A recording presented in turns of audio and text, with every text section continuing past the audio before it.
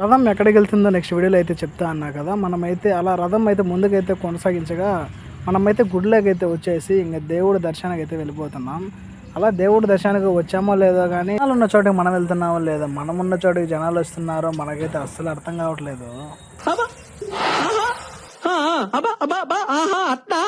అంటే ఇంకా ఇలా కాదులే అనుకోని మనవాడైతే ఏరే దారిలోంచి వెళ్దాము, ఎవరు తెలియకుండా అక్కడైతే వెళ్తున్నారని అయితే మనమైతే వెళ్ళాము.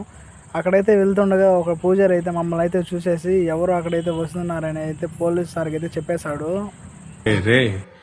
నేనే బెటర్ రా, కాస్త వెనక ముందు ఆలోచిస్తున్నాను, నువ్వేంట్రా ఏకం గేట్లు ఎత్తేస్తున్నావు.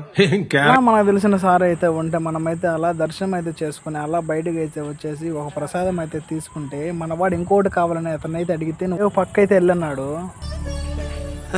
సరే తరలే, ఎన్నెన్నో అనుకుంటాం, అన్ని జరుగుతాయి ఏమిటి.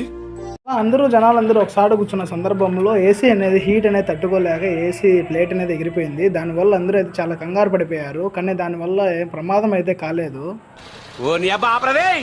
మనం అలా ఆంజనేయ స్వామి గుడి దగ్గరికి అయితే వెళ్ళేసి దర్శనం అయితే చేసుకొని ఇంటికి వెళ్తున్న సమయంలో గుడి చుట్టూ అయితే రథం అయితే తిరుక్కొని అయితే తీసుకెళ్తున్నారు. ఇంకంతే. మన వీడియోలు నచ్చినట్లయితే సబ్స్క్రైబ్ చేసి అలానే ఒక షేర్ చేయి.